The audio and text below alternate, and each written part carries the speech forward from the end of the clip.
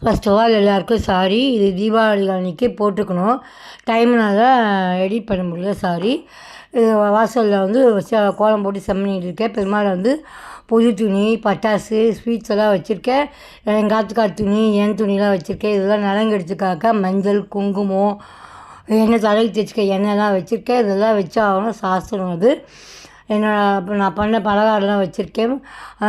ஓம்புடி, நாடா, அப்புறம் நான் பண்ண மக்கானா மைசூர் பாக்கு, பூந்தி, மிக்சர், மக்கானா கத்திரி ரோல், நான் பண்ண 3 ஸ்வீட்டை வச்சுருக்கோம்.